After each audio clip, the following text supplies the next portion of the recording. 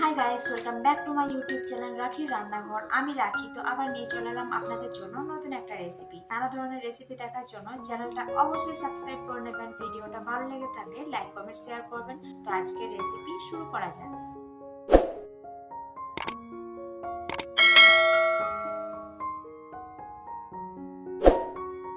আজ তো সারা দিন ধরে বৃষ্টি হচ্ছে আর বিরিয়ানি খেতে খুবই ইচ্ছা ছিল। বাড়িতে চিকেনও ছিল না, তাই ভাবলাম ডিম দিয়ে বানিয়ে ফেলি ডিম বিরিয়ানি।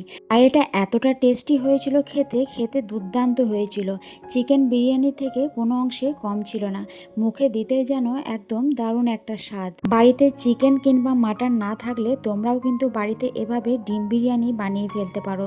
তো চলো রেসিপিটা দেখে নেওয়া যাক। আমি এখানে সমস্ত কিছু আগে থেকে রেডি করে নিয়েছি। রেডি করা থাকলে রান্নাটা করতে খুবই সুবিধা হয়। এখানে দুটো বড় বড় সাইজের পেঁয়াজ নিয়েছি, পেঁয়াজগুলোকে ভালো করে কুচিয়ে নিয়েছি। আর দুটো আলু নিয়েছি, আলুগুলোকে বিরিয়ানিতে যেমন আলু দেয় সেরকম বড় বড় করে আলুগুলোকে কেটে নিয়েছি। এদিকে একটা কড়াই চাপিয়ে বেশ কিছুটা তেল দিয়ে তাতে আলু আর ডিম কিন্তু একসাথে আমি ভেজে নিয়েছি। একদম লাল লাল করে কিন্তু আলু আর ডিমগুলোকে ভেজে নিচ্ছি, তাহলে খেতে কিন্তু খুবই ভালো লাগবে।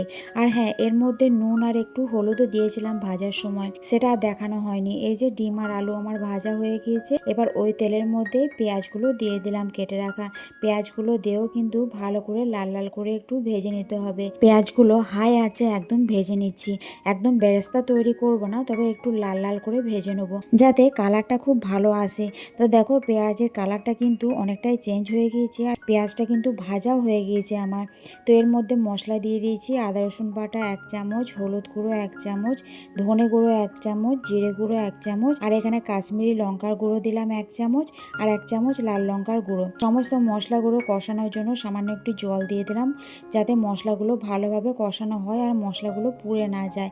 এবার মশলাগুলো ভালো করে কষিয়ে নেবো যাতে মশলা থেকে তেল ছেড়ে যায়। এবার ভেজে রাখা আলুগুলো দিয়ে দিচ্ছি একে একে। ভেজে রাখা আলুগুলো দিয়েও কিন্তু একটুখানি কষিয়ে নিচ্ছি। খুব বেশি কষাবো না, যেহেতু আলুগুলো ভেজে নিয়েছিলাম প্রথমেই। তো একটুখানি কষিয়ে নিচ্ছি যাতে ফ্লেভারটা খুব ভালো আসে। তো ভালো করে কষানো হয়ে গিয়েছে, এর মধ্যে পরিমাণ মতো জল দিয়ে দিলাম। জল দিয়ে ভালো করে মিশিয়ে দিচ্ছি। এবার আলুগুলোকে এবার সেদ্ধ করে নিতে হবে। পরিমাণ মতো নুন দিয়ে দিচ্ছি, ভাজার সময় নুন দিয়েছিলাম তাই নুনটা আন্দাজ মতো দিয়ে দিলাম। এবার ঝোলটা ভালো করে ফুটতে দেবো। ঢাকনা বন্ধ করে এবার আলুগুলোকে ভালো করে সেদ্ধ করে নেবো। 5 মিনিট পর ঢাকনা খুলে আবারও আমি ভালো করে নেড়ে চেড়ে দিচ্ছি, যাতে আলুগুলো কিন্তু তাড়াতাড়ি সেদ্ধ হয়ে যায়। একবার উল্টে পাল্টে দিলাম। এবার গরম মশলার গুঁড়ো দিয়ে দিলাম 1/2 চামচ মতো। গরম মশলার গুঁড়োটা দেওয়া হয়নি, তাই এখনই দিয়ে দিলাম। আবারও আমি ভালো করে নাড়িয়ে চাড়িয়ে নিচ্ছি তাড়াতাড়ি সেদ্ধ করার জন্য আলু। যেহেতু বিরিয়ানির আলু একটু মোটা মোটাই হয়, তাই সেদ্ধ হতে কিন্তু একটু বেশি টাইম লাগে। প্রায় 10-15 মিনিট পর ঢাকনা খুলে দেখো আলুগুলো কিন্তু অনেকটাই সেদ্ধ হয়ে গিয়েছে। আবারও আমি ভালো করে মিশিয়ে নিচ্ছি সমস্ত কিছু, আর চেক করে একবার দেখলাম আলুটা কিন্তু সেদ্ধ হয়েই গিয়েছে। এবার যে ভেজে রেখেছিলাম সেই ভেজে রাখা ডিম দুটো দিয়ে দিলাম। ভেজে রাখা ডিম দুটো দিয়ে আলুর সাথে ভালো করে একটু মিশিয়ে নিচ্ছি আর ভালো করে একটু রান্না করে নিচ্ছি যাতে ফ্লেভারটা ভালো মতো আসে। তো পরিমাণ মতো একটু নুন দিয়ে দিলাম। সমস্ত কিছু আবারও আমি মিশিয়ে ঢাকনা চাপা দিয়ে এটাকে রেখে দিলাম 5 মিনিট মতো। এদিকে চাল নিয়ে নিলাম পরিমাণ মতো, এখানে 1 কাপ আর অর্ধেক মতো নিলাম। এবার চালটাকে আমি প্রথমেই ধুয়ে পরিষ্কার করে নেবো। চালটাকে 2-3 বার মতো ভালো করে ধুয়ে নিয়েছি। এবার জলের মধ্যে এটাকে ভিজিয়ে রাখবো। এদিকে রান্নাটা কিন্তু একদম কমপ্লিট হয়ে গিয়েছে আর গ্রেভিটাও কিন্তু অনেকটা ঘন হয়ে এসেছে। এবার এটাকে এক সাইডে আমি রেখে দেবো, রান্নাটা কমপ্লিট। এবার এদিকে চালটা সেদ্ধ করে নেবো, তার জন্য আর একটা কড়াই বসিয়ে তার মধ্যে জল নিয়ে নিয়েছি। জলটা গরম হয়ে গেলে তাতে পরিমাণ মতো 2 চামচ মতো নুন দিয়ে দিলাম।